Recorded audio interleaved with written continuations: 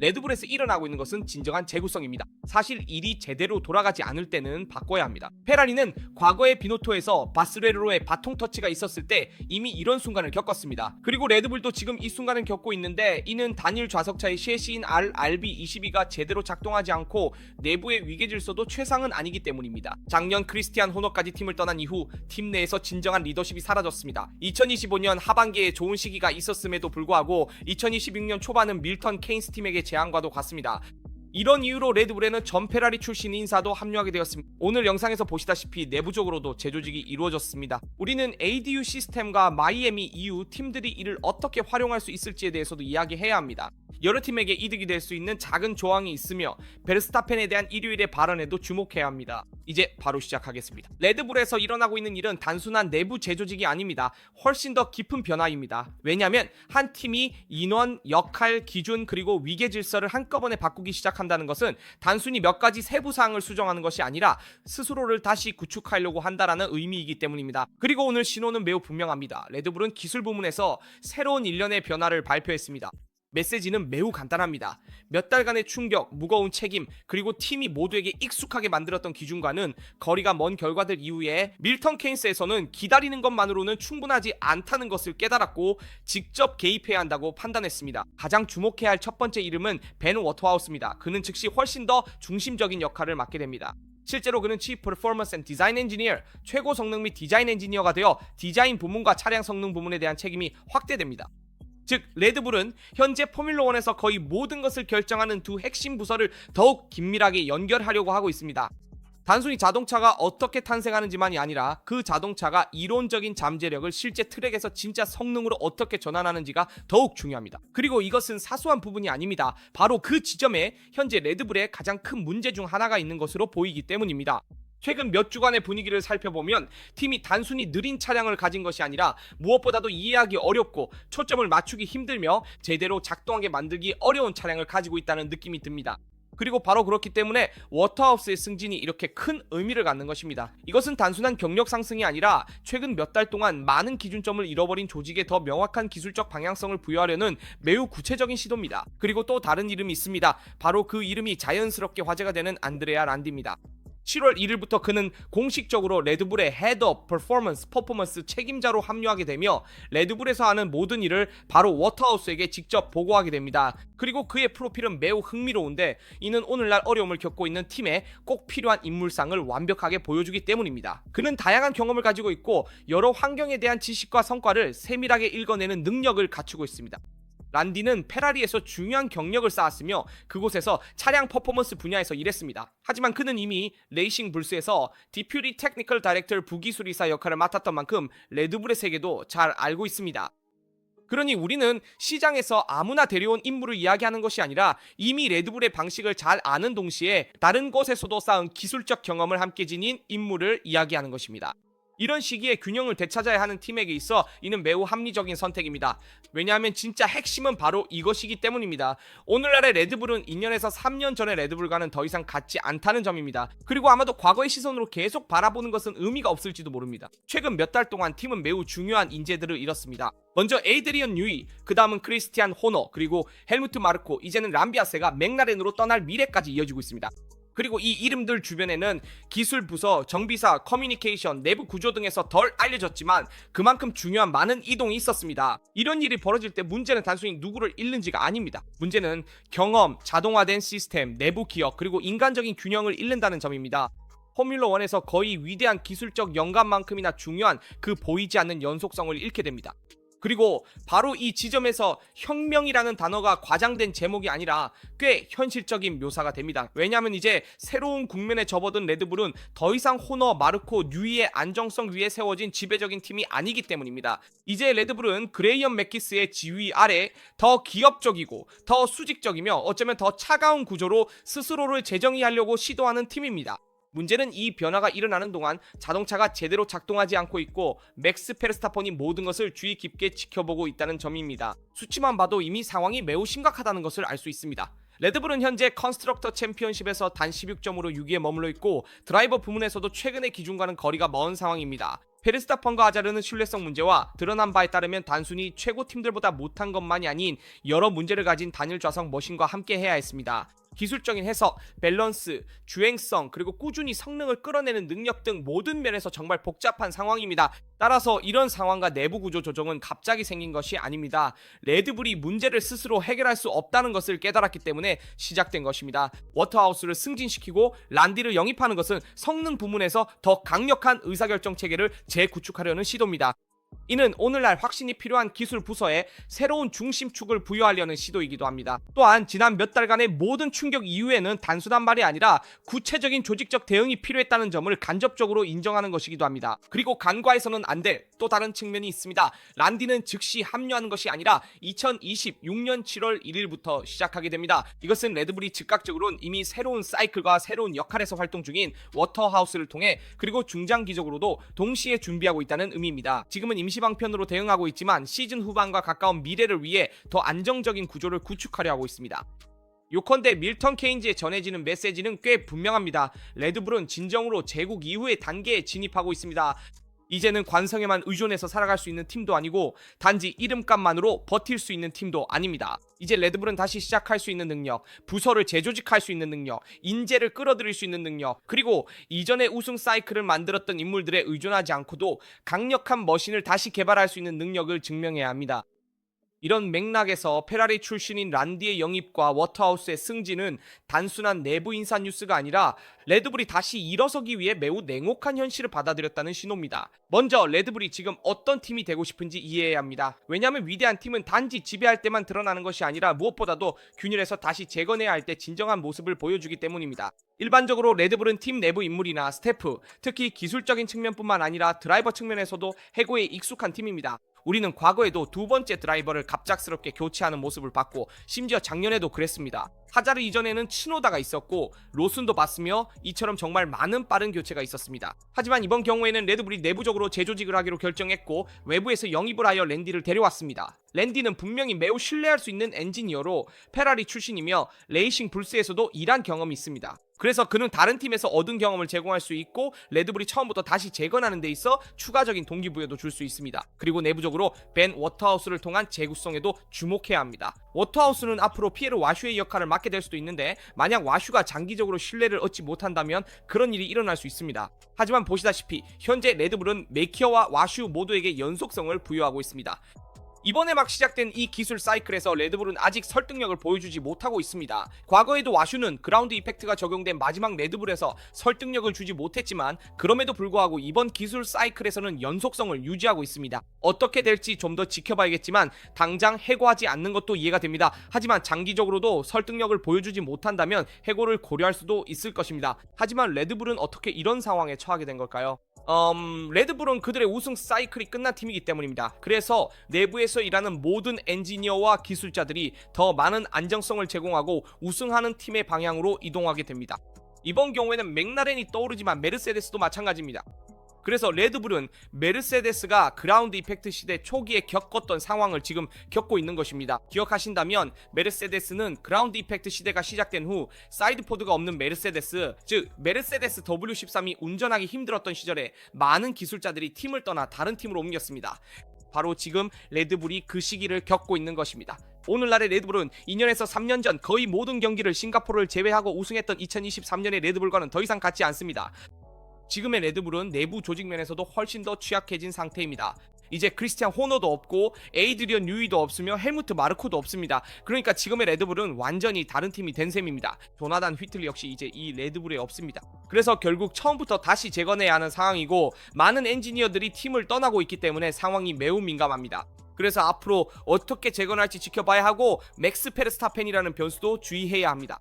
맥스에 대해 이야기하기 전에 마이애미에 대해 이야기할 때 자칫 간과될 수 있는 한 가지 세부 사항이 있는데 실제로는 우리가 트랙에서 보게 될 것을 제대로 이해하는데 매우 중요해질 수 있습니다. 모두가 눈에 보이는 업그레이드, 즉 윙, 플로어, 배기구, 밸런스, 그리고 드래그 감소, 즉 공기 저항 감소에만 주목하고 있습니다. 하지만 포인트는 포뮬러 1에서 바뀌는 모든 것이 겉으로 드러나는 것은 아니라는 점입니다. 그리고 이번에는 평소보다 그 말이 더욱 사실일 수 있습니다. 4월의 긴 휴식기는 바레인과 사우디아라비아 그랑프리의 취소로 생겨났는데, 이는 포뮬러 1 월드 챔피언십에서 매우 드문 일인 진짜 시간을 팀들에게 제공했습니다. 이 시간 동안 팀들은 데이터를 분석하고 시뮬레이터와 실제 트랙 간의 상관관계를 더 잘 맞추고 새로운 부품을 생산할 수 있었을 뿐만 아니라 평소에는 이야기하기 힘든 소프트웨어와 시스템 관리 부분에도 개입할 수 있는 시간을 가졌습니다. 그리고 바로 이 부분에서 이야기가 흥미로워집니다. 왜냐하면 실제로 엔진 제조업체들이 어려움을 겪을 때를 대비해 규정된 에이드 파워 유닛 업데이트는 아직 허용되지 않고 있기 때문입니다.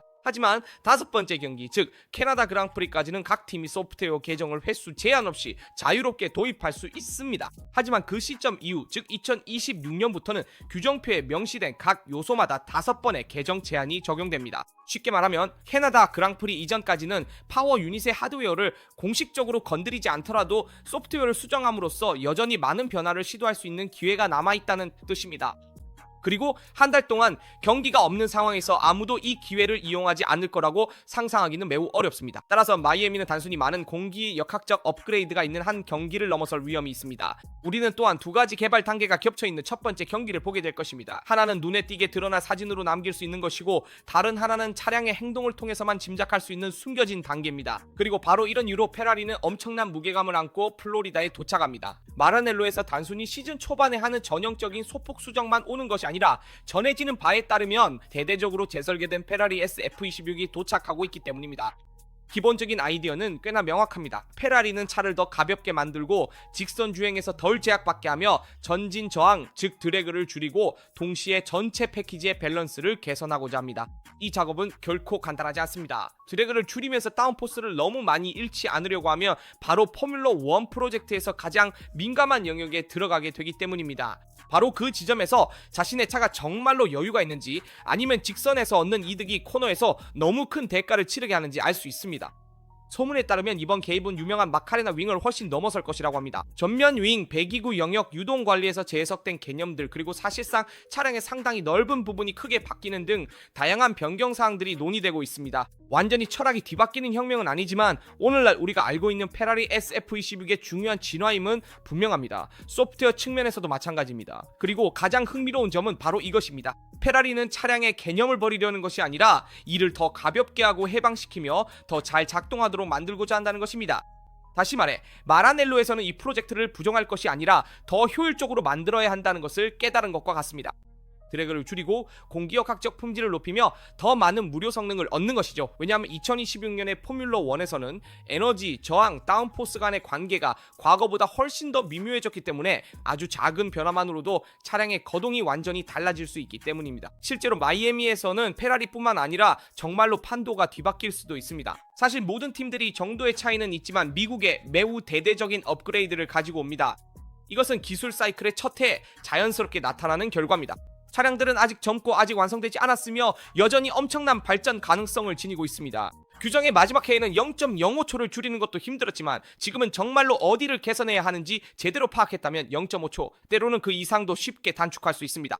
이것이 바로 지금 월드 챔피언십의 이 시기가 왜 이렇게 민감한지에 대한 이유입니다. 우리는 단순한 소폭 조정이 아니라 팀들이 시즌 전체의 방향을 바로잡을 수 있는 순간에 대해 이야기하고 있기 때문입니다. 예를 들어 페라리는 A2가 파워 유닛에 더 직접적으로 손을 댈 수 있는 시점을 기다리고 있지만 그동안에는 셰시, 공기역학, 그리고 전반적인 효율성에서 얻을 수 있는 모든 이점을 최대한 끌어내려고 하고 있습니다. 그리고 이는 논리적인 선택입니다. 당장은 엔진을 제대로 손볼 수 없다는 걸 안다면 나머지 모든 부분에서 차가 최대한 고생하지 않도록 만들어야 하기 때문입니다. 이 때문에 마이애미에서의 경기가 매우 중요합니다. 만약 페라리 SF26이 실제로 저항이 줄고 균형이 더 좋아지며 사용 가능한 윈도우가 더 넓어진 채로 등장한다면 페라리는 정말로 결정적인 도약을 할 수 있을 것입니다. 아직 완전히 결정적인 것은 아닐지 몰라도 혼자서 모든 것을 뒤집을 만큼 충분하지 않을 수도 있지만 시즌의 분위기를 바꿀 만큼은 충분합니다. 여기 어떤 팀들은 소프트웨어와 같은 숨겨진 업데이트에도 공을 들였을 수 있다는 점을 더하면 상황은 더욱 폭발적으로 변합니다. 그러니까 마이애미는 단순히 눈에 보이는 변화만 있는 주말이 아닐 것입니다. 우리가 보지 못하는 부분에도 주의를 기울여야 하는 주말이 될 것입니다. 왜냐하면 어쩌면 새로운 윙, 다른 플로어, 재설계된 후방 구역을 보게 될 수도 있기 때문입니다. 하지만 진정한 도약은 누군가에게 에너지 관리의 다른 논리, 전자 시스템의 개정, 시스템 사용 창구의 개선 등 사진에는 드러나지 않지만 스톱워치에서는 즉시 느껴지는 무언가에서 올 수도 있습니다. 그리고 바로 이것이 마이애미를 잠재적으로 결정적인 레이스로 만드는 이유입니다. 무언가를 배분하기 때문이 아니라 4월이라는 멈춰있던 한 달 동안 누가 다른 팀들보다 정말 더 잘 준비했는지를 보여줄 수 있기 때문입니다. 그러니 이 부분에 주의를 기울여야 합니다. 이 점은 다소 뒷전으로 밀려났던 부분입니다. 캐나다 그랑프리까지는 내연기관에 손을 댈 수 없기 때문에 A2는 그 이후에 가동될 예정입니다. 그래서 페라리는 두 번째 파워 유닛이 아니라 세 번째 파워 유닛에서 이를 활용할 것입니다. 세 번째 파워 유닛은 7월 19일 스파 경기에서 데뷔할 예정임을 기억해두세요. 반면 두 번째 파워 유닛은 캐나다 그랑프리나 바르셀로나 그랑프리에서 데뷔할 것으로 보입니다. 그리고 주의해야 할 점은 그때까지, 즉 캐나다 그랑프리까지 팀들은 소프트웨어 업데이트와 에너지 관리, 즉 예선과 경기 모두에서 작업을 하게 된다는 것입니다. 왜냐하면 다섯 번째 경기, 즉 캐나다 그랑프리까지는 제한이나 제약 없이 소프트웨어를 수정할 수 있기 때문입니다. 하지만 다섯 번째 경기부터는 연간 5번의 수정만 허용되며 이때 팀들은 파워, 유닛 소프트웨어를 변경할 때마다 FIA에 신고해야 합니다. 다섯 번째 경기까지는 언제든지 원하는 대로 소프트웨어를 수정할 수 있지만 그 이후에는 반드시 FIA에 신고해야 하며 그렇지 않으면 페널티를 받게 됩니다. 따라서 이 부분에 주의해야 합니다. 이 점은 에너지 관리에 있어 매우 중요하며 많은 팀들이 각 경기 상황에 맞게 소프트웨어를 조정하거나 앞으로 있을 경기들에 맞춰 다양한 소프트웨어 맵을 준비할 수도 있습니다. 경기마다 다르게 매핑을 사용해야 할 필요가 있기 때문입니다. 그리고 이제 더 이상 무시할 수 없는 한 가지 이슈가 있는데 바로 페르스타펜의 사례입니다. 이것은 단순히 맥스 게임만의 문제가 아니라 포뮬러 1 전체와 관련된 문제입니다. 2026년 규정과도 연관되어 있고 무엇보다 이 스포츠가 되고자 하는 모습과 실제로 트랙 위에서 되어가고 있는 모습 사이에 점점 더 뚜렷해지는 긴장과도 관련이 있습니다. 핵심적인 문제는 바로 여기에 있습니다. 한편으로는 스테파노 도메니칼리가 논의를 좀 더 제도적이고 넓고 정치적이며 구조적인 틀 안으로 다시 끌어들이려 하고 있습니다. 반면에 맥스 페르스타펜은 순수한 레이서로서 이야기합니다. 그는 차가 살아있고 공격적이며 자유롭기를 원합니다. 에너지 논리에 갇혀서 운전 방식, 공격 방식, 그리고 랩을 해석하는 방식까지 지나치게 제약받는 것을 원하지 않습니다. 흥미로운 점은 결국 이들이 서로 다른 두 스포츠에 대해 이야기하는 것이 아니라 같은 문제를 서로 다른 높이에서 바라보고 있다는 것입니다. 도메니칼리는 이를 분명히 말합니다. 페르스타펜과의 대화가 있었고 그 대화는 건설적이었으며 맥스 역시 기꺼이 조언을 해주고 싶어 했다고 합니다. 이 부분이 가장 중요합니다. 왜냐하면 이것이 페르스타펜이 모든 것을 파괴한다, 페르스타펜이 떠나고 싶어 한다는 단순한 서사와는 조금 다른 현실을 보여주기 때문입니다. 실제로 맥스는 진정한 챔피언들이 뭔가 잘못되고 있다고 느낄 때 하는 행동을 하고 있습니다. 목소리를 높이고 논쟁을 촉진하며 논의의 중심을 바꾸려고 시도하는 것이죠. 문제는 그가 페르스타펜답게 행동한다는 점이고 4번이나 월드 챔피언이 된 사람이 그렇게 하면 그의 모든 말이 2배로 무겁게 다가온다는 것입니다. 그리고 도메니칼리는 이 점을 아주 잘 알고 있습니다. 실제로 한편으로는 그를 옹호하고 그의 말을 경청하며 조언도 해주고 그의 권위와 영향력을 인정합니다. 하지만 다른 한편으로는 아주 분명한 한계를 제시합니다. 포뮬러 1은 아무리 강하고 중심적이며 영향력 있는 인물이라 해도 한 사람의 감정적 무대가 될 수는 없다는 것입니다. 스포츠가 모두보다 우선입니다. 이렇게 말하면 형식적인 문장처럼 들릴 수 있지만 사실 매우 분명한 메시지를 담고 있습니다. 즉, 그는 이렇게 말하는 것입니다. 맥스, 내 목소리는 정말 중요해. 하지만 바로 그만큼 그 목소리는 올바른 방식으로 사용돼야 해. 그리고 바로 여기서 모든 문제가 정말 흥미로워집니다. 왜냐하면 우리가 지금 일어나고 있는 일을 잘 살펴보면 페르스타펜은 단순히 화가 나서 포뮬러 1을 떠나겠다고 위협하는 것이 아니기 때문입니다. 그는 동시에 여러 방면의 압박을 가하고 있습니다. 그는 FIA와 포뮬러 1에 압박을 주고 있는데 그 이유는 자신이 생각하기에 규정이 이 카테고리의 본질을 배신한 부분을 바로잡기를 원하기 때문입니다.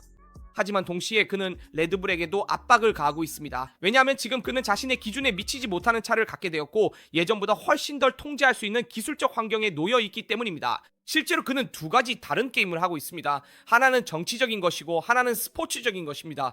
그래서 이 블러프라는 생각이 점점 더 그럴듯하게 보이기 시작하는 것입니다. 체카렐리는 이를 공개적으로 말합니다. 페르스타펜은 역할 놀이를 하고 있다고요. 조니 허버트도 같은 방식으로 해석합니다. 정말로 떠나고 싶은 사람은 보통 이미 마음속으로 결정을 내린 상태입니다. 하지만 맥스는 계속해서 이야기하고 계속해서 압박하고 계속해서 본질에 파고듭니다. 그래서 이렇게 깊이 관여하는 사람은 거의 대부분 이미 그 스포츠와 결별했기 때문이 아니라 여전히 그것을 바꾸고 싶거나 여전히 그 안에서 이기고 싶기 때문입니다. 실제로 오늘날 베르스타펜이 자신의 커리어 한가운데에서 세계에서 가장 중요한 챔피언십을 정말로 떠나고 싶어 한다고 상상하기는 어렵습니다. 좌절감을 느낄 수 있을까요? 네. 실망할 수 있을까요? 아주 많이. 이 포뮬러1에서 자신을 더 이상 찾지 못할 수도 있을까요? 절대적으로 그렇습니다. 하지만 바로 페르스타펜이기 때문에, 바로 경쟁적인 포식자처럼 사고하는 사람이기 때문에 그가 포뮬러1을 떠나고 싶어하는 것이 아니라 오히려 그것을 자신이 생각하는 DNA에 더 가깝게 되돌리고 싶어 한다는 느낌이 듭니다. 진짜 문제는 맥스가 아니라 진짜 문제는 2016년 규정입니다. 여기서 분명히 해야 할 점은 문제는 단순히 의견이 다르다는 것이 아니라 실제 트랙에서는 이론이 약속했던 것보다 훨씬 더 가혹한 현실이 펼쳐지고 있다는 것입니다. 이론상으로는 이 새로운 포뮬러1이 더 정교하고 더 똑똑하며 더 효율적인 에너지 관리를 제공해야 했습니다.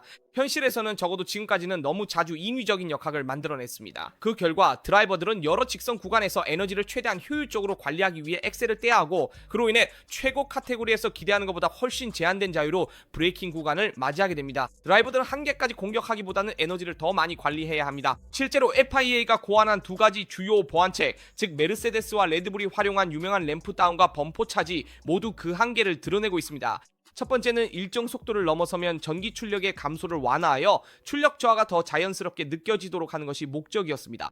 두 번째는 내연기관 부분을 더 잘 활용하여 에너지 회수를 돕는 것이었고, 이 과정에서 차량이 단순히 밀어붙이는 대상이 아니라 거의 실시간으로 최적화해야 하는 기계가 되었습니다. 문제는 트랙에서 보면 이 구조가 예상보다 훨씬 더 제대로 작동하지 않고 있다는 점입니다. 슈퍼 클리핑은 여전히 핵심적인 이슈로 남아있고, 리프트 앤 코스트는 너무 과도하게 개입하게 되었으며 이 포뮬러1이 매우 인위적이라는 느낌이 너무 뚜렷하게 드러나고 있습니다. 그리고 드라이버들이 이를 공개적으로 말하기 시작하고 페르스타펜이 모두에게 대놓고 지적하며 다른 선수들까지도 이렇게 가면 올바른 방향이 아니라는 점을 암시하기 시작하면은 이 문제는 더 이상 개인적인 불만이 아니라 체계적인 문제, 집단적인 문제가 됩니다. 실제로 FIA도 이미 움직이기 시작했습니다. 개입, 재검토, 재조정, 예선 우선순위, 에너지 수정 등에 대해 이야기한다는 사실 자체가 이미 반쯤은 인정하는 셈입니다. 즉 뭔가가 기대했던 대로 작동하지 않았다는 뜻입니다. 즉 2016년에 포뮬러1은 적어도 지금으로서는 완성된 제품이라기보다는 아직 공사 중인 현장에 가깝다는 의미입니다. 그래서 베르스타펜의 행동도 관점이 달라집니다. 왜냐하면 분명히 어느 정도는 극도의 짜증이 섞여 있습니다. 전략적인 요소도 있습니다. 그리고 어쩌면 약간의 연극적인 면도 있습니다. 물론 가장 영리한 의미에서 말이죠. 하지만 이 모든 것 아래에는 꽤 분명한 진실이 하나 있습니다. 맥스는 패독 안에 많은 사람들이 좀 더 외교적으로 생각하는 것을 큰 소리로 말하고 있다는 점입니다. 즉 지금의 이 포뮬러1은 이렇게 가다가는 드라이버가 손에 느끼고 싶어하는 것과 너무 멀어질 위험이 있다는 것입니다. 하지만 도메니칼리는 시스템의 일원으로서 거기서 멈출 수 없습니다. 그에게 있어 규정은 무모에서 탄생한 것이 아니라 산업적 맥락에서 5년 전 특정 방향으로 가고자 했던 제조사들에서, 그리고 오늘날에는 이미 달라졌을 수도 있지만 그 당시에는 합리적이라고 여겨졌던 정치적 균형에서 비롯된 것입니다. 그래서 그의 논리는 이렇습니다. 수정할 수 있고 반드시 개선해야 하지만 여기까지 오게 된 이유를 잊지 말아야 한다는 것입니다. 이것은 논리적인 이야기이지만 오늘날에는 서킷, 현실, 드라이버들, 그리고 진정으로 포뮬러1의 DNA를 사랑하는 이들과 충돌하는 이야기이기도 합니다. 가장 그럴듯한 진실은 모두가 어느 정도는 옳지만 각기 다른 방식으로 옳다는 것입니다. 결국 제 생각에 가장 좋은 해결책은 도메니칼리 본인도 말했듯이 다음 규정 주기에서 변화하는 것이고, 다음 엔진에 개입해서 에너지 의존도를 가능한 한 줄이는 것입니다. 그렇게 하면 내연기관의 비중을 더 높이고 전기 모터의 비중을 줄일 수 있으며 심지어 전기 모터 자체를 아예 없앨 수도 있습니다. 하지만 그 부분에서는 트랙에 있는 엔진 제조사들과 어느 정도 충돌이 있을 수밖에 없습니다. 그들은 전기 모터의 비중을 원하고 하이브리드 엔진을 추진하고 있기 때문입니다. 도메니칼리가 이 상황을 어떻게 해결할지 지켜보겠습니다. 어쨌든 단기적으로는 전기 모터에 대한 에너지 의존성 문제를 해결할 수 없기 때문에 이 문제는 장기적으로 해결해야 할 과제가 될 것입니다. 단기적으로 할 수 있는 유일한 방법은 예선 랩에서 회수할 수 있는 에너지의 양을 줄이거나 오히려 늘려서 예선 랩에서 에너지 의존성이 생기지 않도록 하는 것입니다. 영상에서 다룬 모든 주제에 대해 여러분의 의견을 댓글로 남겨주세요. 항상 그렇듯이 좋아요를 눌러주시고 구독과 알림 설정을 하셔서 포뮬러1과 페라리 관련 영상을 놓치지 마세요. 여기 AA에서 오늘은 이만 마치겠습니다. 다음 영상에서 만나요.